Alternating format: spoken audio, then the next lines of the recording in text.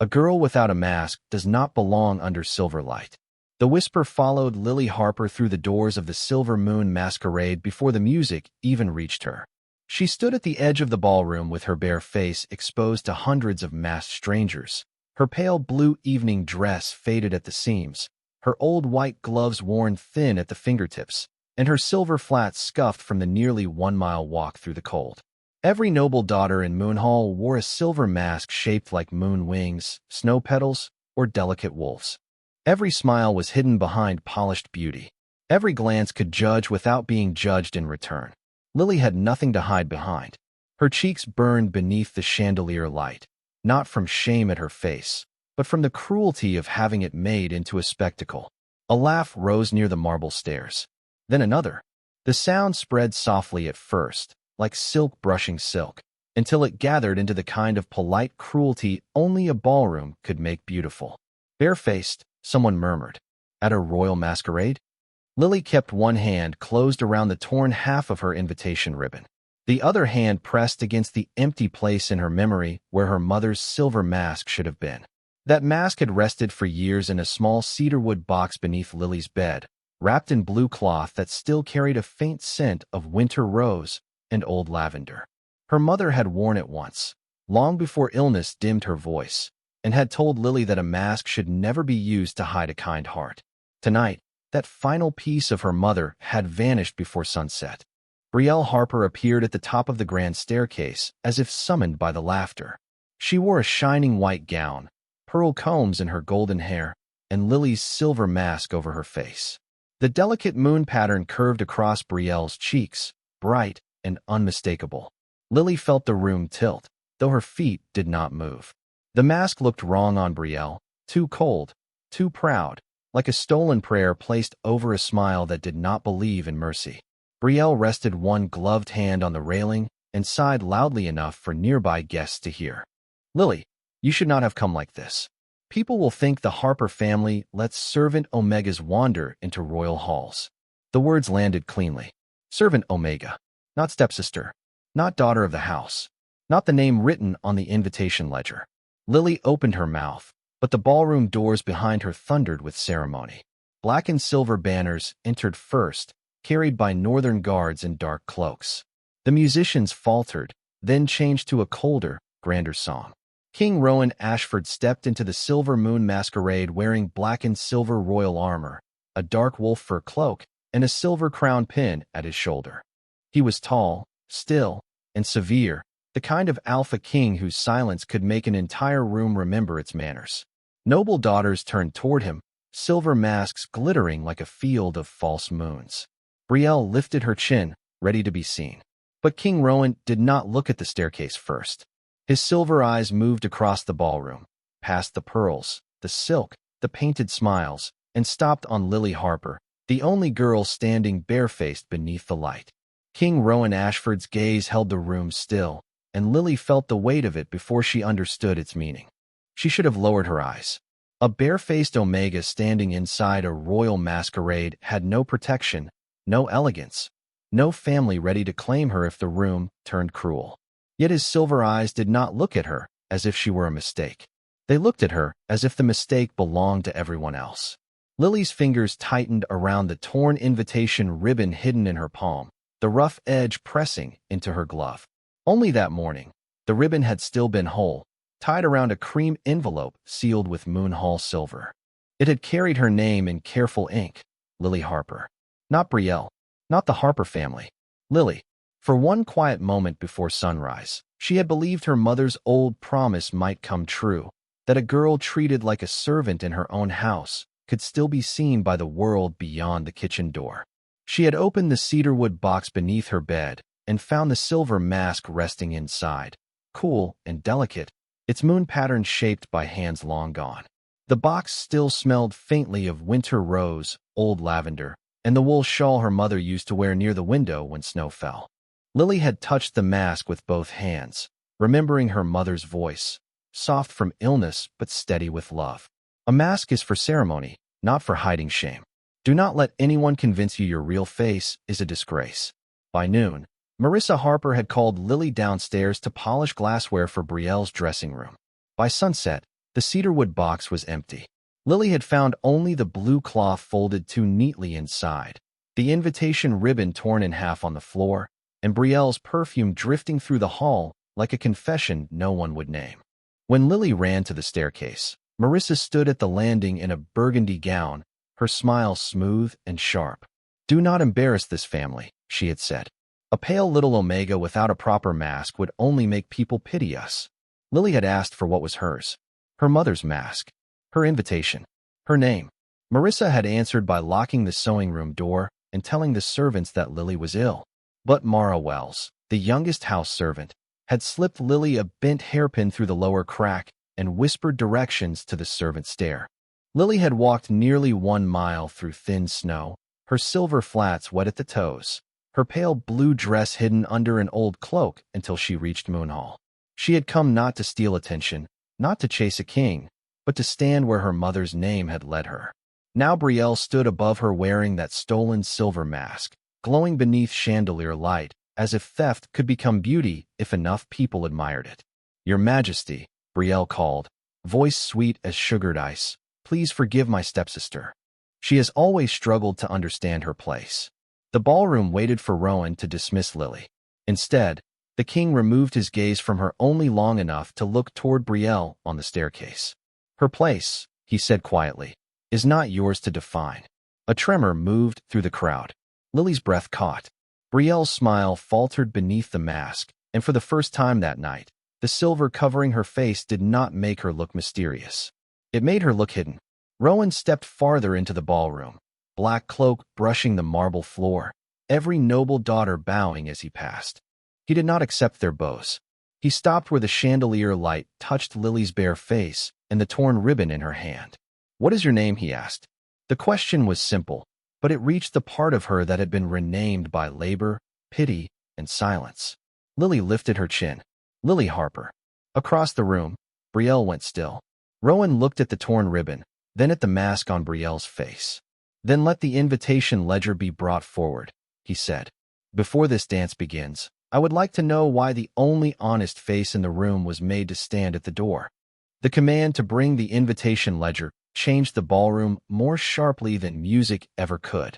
Silver masks turned toward the long table near the royal dais, where Moonhall attendants kept the guest records beneath a glass cover etched with lunar vines. Lily stood where the chandelier light exposed every part of her face, and for a moment she wanted the old cloak back, the dark street back, even the locked sewing room back, because at least those places had not watched her breathe. But King Rowan Ashford had asked her name, and the sound of it still held in the air like a candle refusing to go out. Brielle descended the staircase slowly, her white gown whispering over marble, Lily's stolen mask shining across her face. "Your Majesty," she said, each word soft enough to seem wounded. "My stepsister has always been emotional about mother's old things. I am afraid she mistook a family keepsake for a formal invitation." Lily's chest tightened. Mother's old things.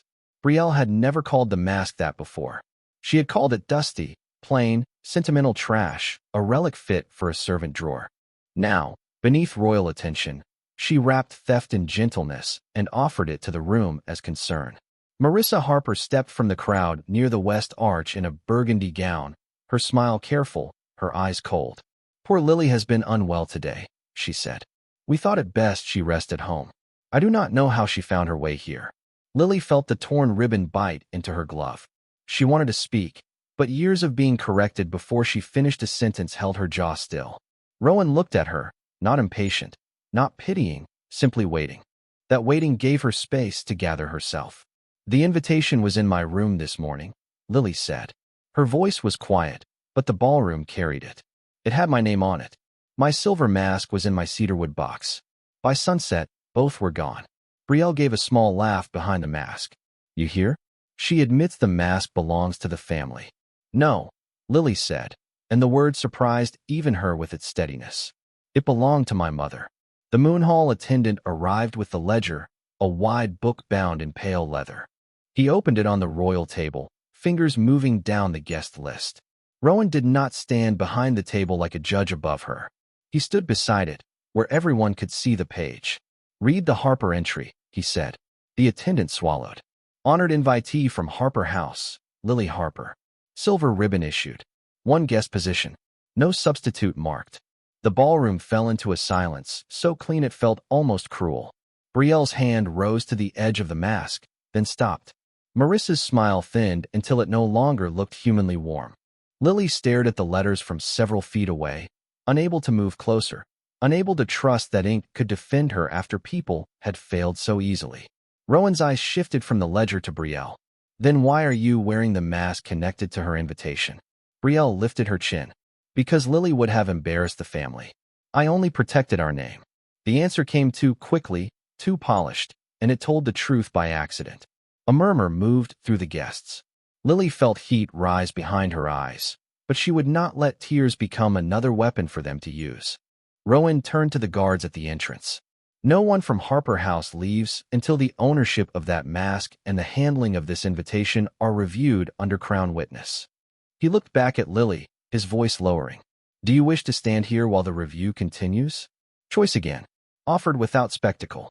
Lily breathed in the scents of candle wax, snowmelt, cedarwood, and something impossible beneath them, like winter rose opening in moonlight. Yes, she said. I came for my name. Rowan nodded once, and the room seemed to understand that the barefaced girl had not come to beg. She had come to be counted. The royal review began beneath the chandeliers, and Lily felt the ballroom turn from spectacle into witness. The pale leather ledger remained open on the table, her name written clearly where Brielle's pride had tried to stand. Guests who had laughed at Lily's bare face now looked away from her, not because she was shameful, but because they were beginning to feel the shape of their own judgment. King Rowan Ashford asked for the invitation ribbon records, the mask registry, and the entrance log, each request spoken with quiet precision. No anger flashed across his face. No threat was needed. His calm made the truth feel unavoidable. Brielle stood near the staircase with Lily's silver mask still covering her cheeks, but the mask no longer made her look chosen. It made her look trapped behind something that did not belong to her. Marissa Harper tried to move closer to her daughter, but a northern guard stepped into place with a respectful bow. Please remain where the crown can see you, Mrs. Harper. The words were polite. The message was not soft. Lily watched Marissa's hand tighten around her velvet purse and remembered that same hand taking kitchen keys, bedroom keys, pantry keys, anything that could turn a home into a cage. This is a misunderstanding, Marissa said, her voice smooth enough for guests who wanted excuses. Lily has always been delicate. She becomes attached to objects. Lily looked at the stolen mask. Delicate. Attached. Emotional. Small words chosen to make a stolen life sound like a childish mood. Before she could answer, an older woman in a dark formal dress stepped forward from the line of attendants. Her gray hair was pinned beneath a simple silver comb, and her eyes rested on Lily with sudden recognition. Your Majesty, she said, I am Mrs. Eliza Grant. I served the West Wing when Lily's mother attended her first masquerade. Lily's breath caught. Mrs. Grant turned toward Brielle, and her voice grew stronger. That mask was not made for Harper House. It was made for Lily's mother. I remember the tiny moon chip near the left edge. She kept touching it because she said imperfection made it honest. Brielle's hand flew to the mask before she could stop herself, covering the exact place Mrs. Grant had described. The ballroom saw it. Rowan saw it. Lily saw it, and grief rose so suddenly she almost swayed. Her mother had touched that mark. Her mother had laughed about it. Her mother had left it for her. Rowan's gaze softened only when it returned to Lily. Would you like the mask removed from her under witness? Lily stared at Brielle. Part of her wanted the mask torn away by truth itself. Another part remembered her mother's words and the cedarwood box, the blue cloth, the quiet promise that love did not need to be cruel to be strong. Ask her to take it off, Lily said. Her voice shook, but it held. It should not be touched like a prize. Rowan nodded once, honoring the answer as if it carried law. Remove the mask and place it on the table. Brielle's face reddened beneath silver. For the first time, she looked afraid of being seen without something stolen to shine for her. Slowly, she untied the ribbon and lowered the mask. The ballroom did not laugh. That silence was worse than laughter. Brielle placed the mask beside the open ledger, and Lily saw the moon chip on its edge glint beneath the chandelier. Winter rose and cedarwood seemed to rise from memory itself, threading through candle smoke and snow melt. Rowan felt it too. She saw the smallest change in his stillness.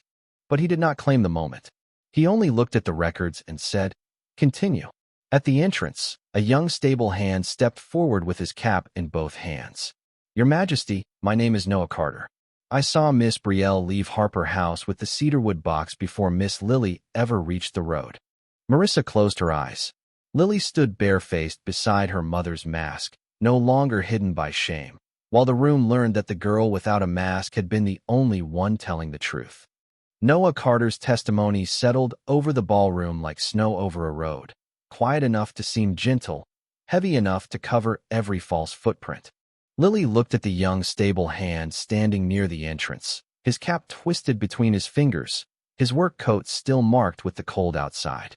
He had no silver mask, no family crest, no place among chandeliers and polished marble, yet his words carried more honor than the glittering room had offered all night. "I saw the cedarwood box," Noah said, voice unsteady but clear. Miss Brielle held it under her cloak. The blue cloth was hanging from one corner. Brielle turned toward him with a sharp breath. "You are mistaken." Noah shook his head once. "I carried that box to Miss Lily's room after her mother passed. I remember the carved rose on the lid." Lily's throat closed. She had forgotten Noah was there that day, a quiet boy at the back door holding the last belongings her mother had left behind.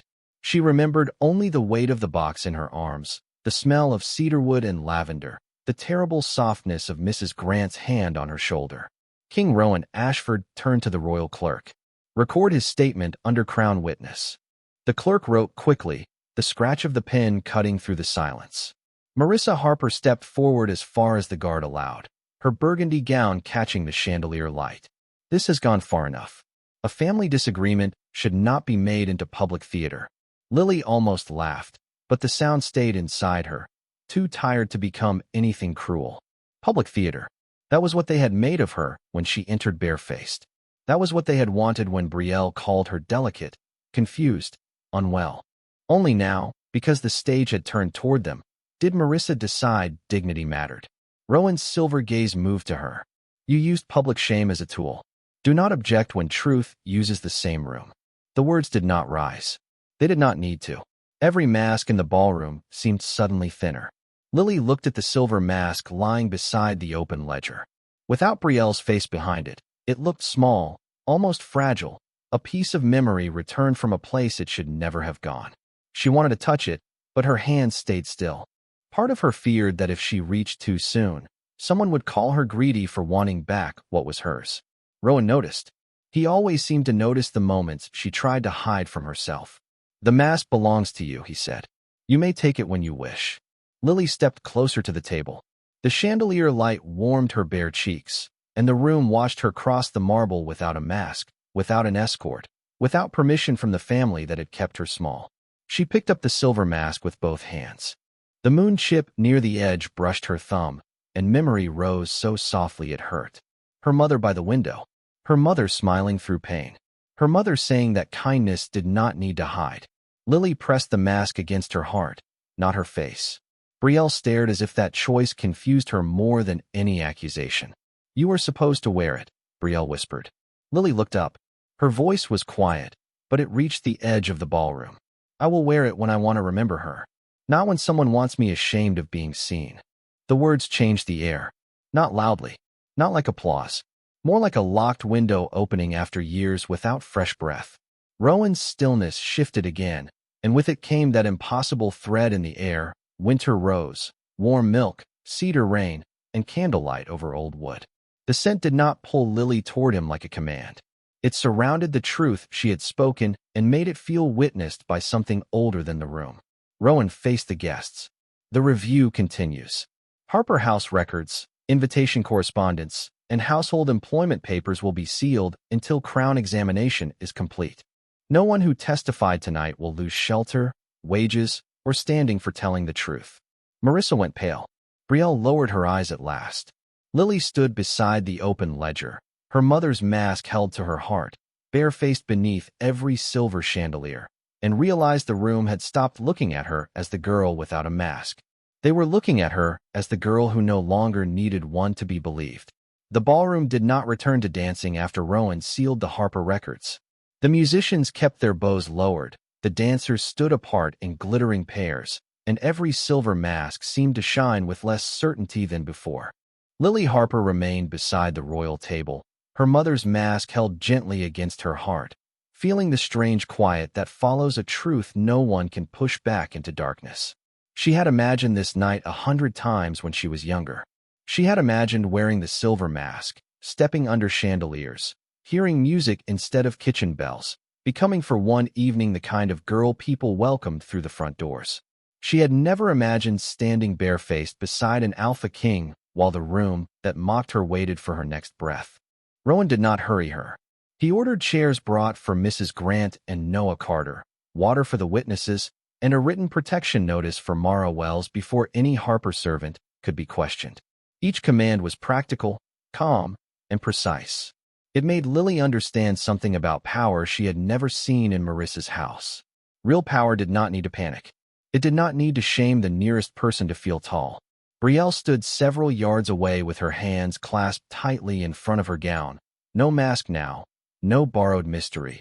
Only a beautiful face forced to meet the consequences of its choices. Marissa whispered to her, but a northern guard recorded every word spoken near them. Lily should have felt satisfied. Instead, she felt tired in a place satisfaction could not reach. Rowan noticed that too. "You walked here through the snow," he said softly. It was not a question.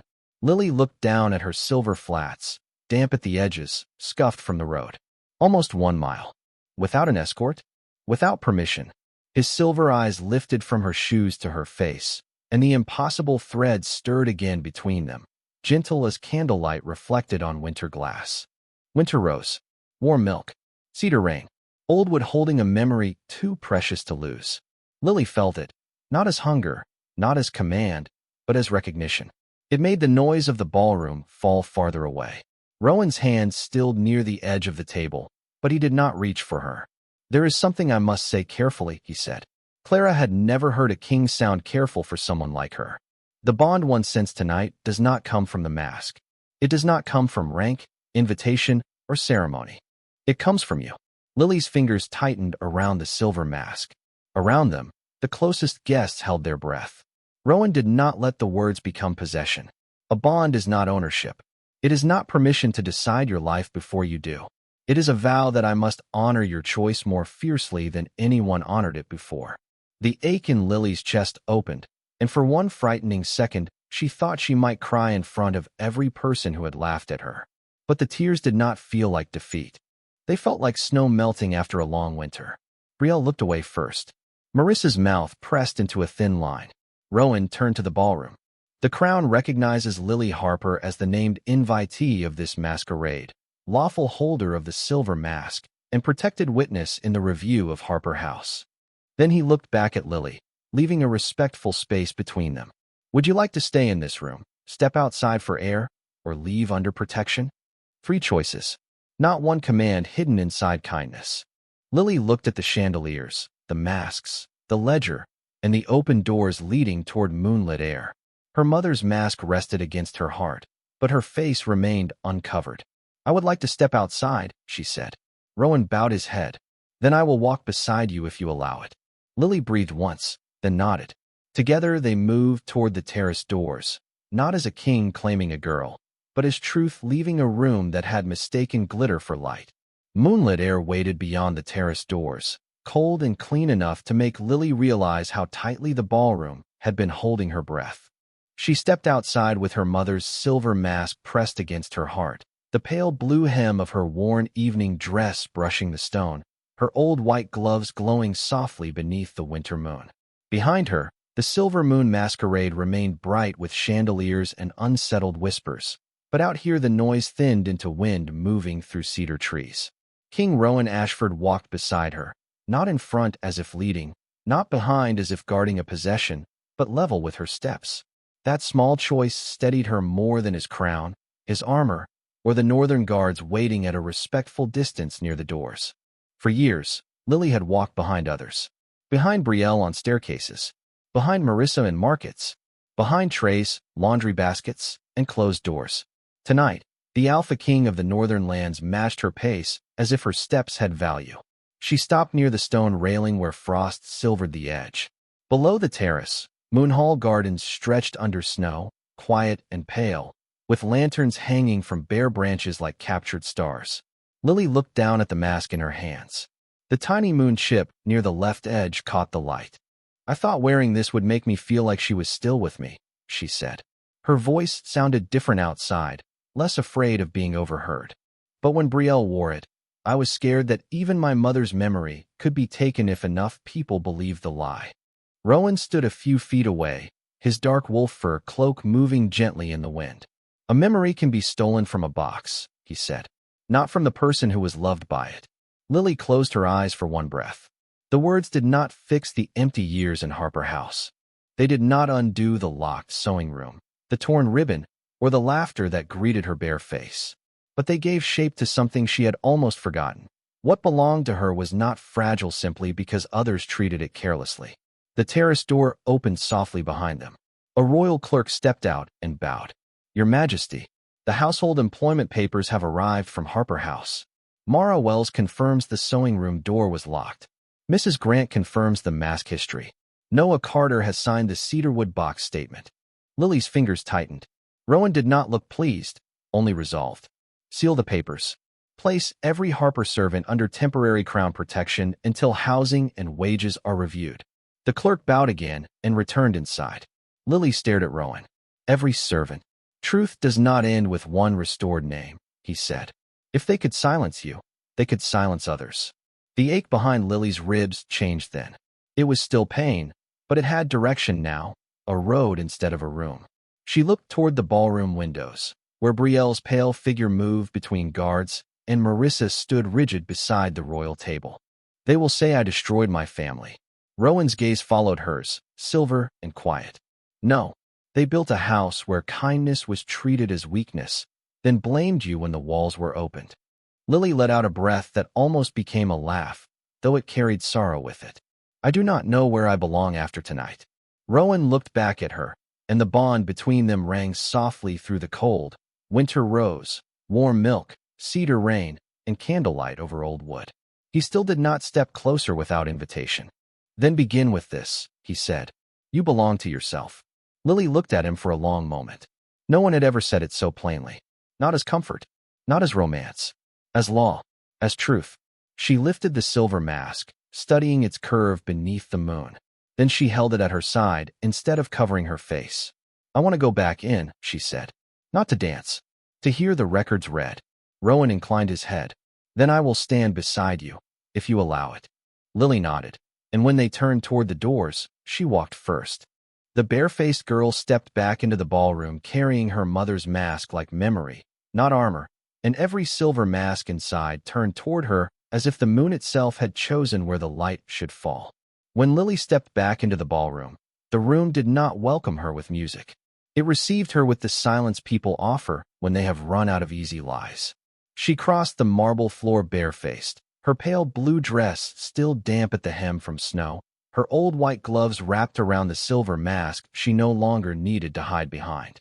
King Rowan Ashford walked beside her, his black and silver armor catching the chandelier light, his dark wolf fur cloak moving like a shadow of the northern forests.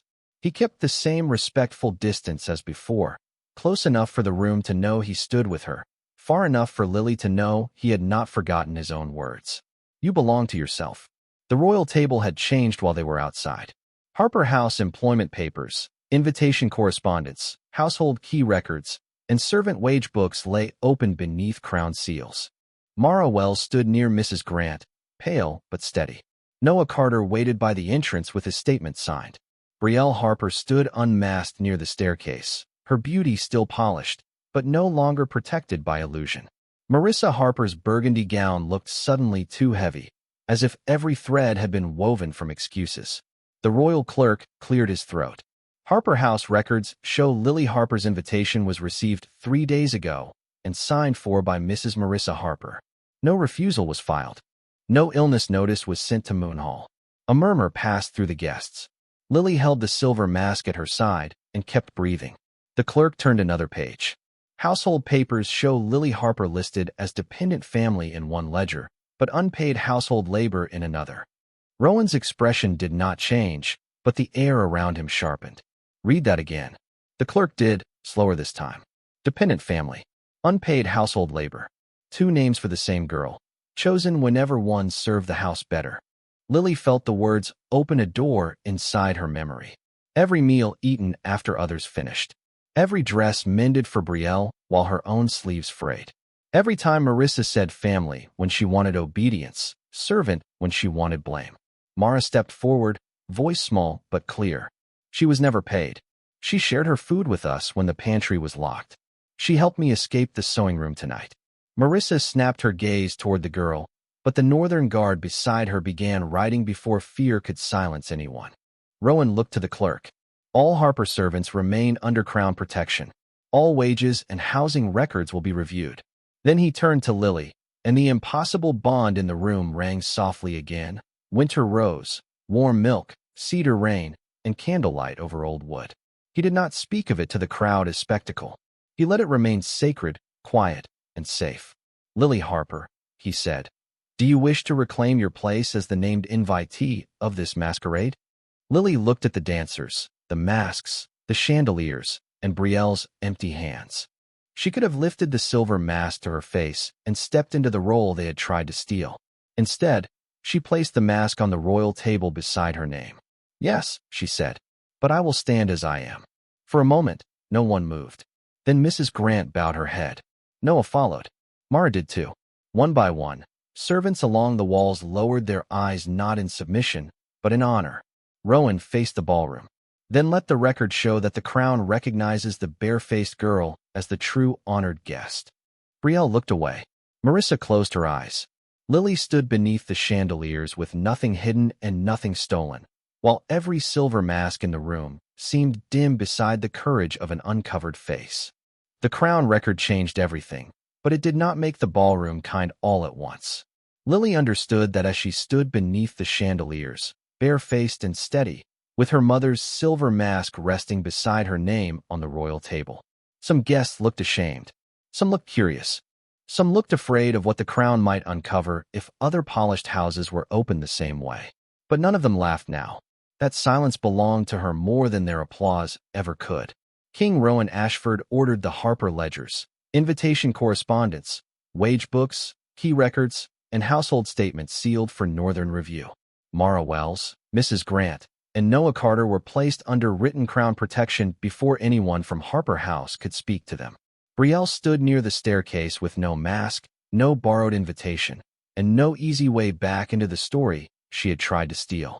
Marissa Harper watched the records being closed one by one, her face pale beneath the chandelier light, as if paper had become stronger than all the doors she once locked. Lily touched the edge of the silver mask. For years, she had believed returning to the world meant putting it on, covering her plainness with her mother's beauty, proving she belonged by hiding the parts of herself others had mocked. Now the mask felt different.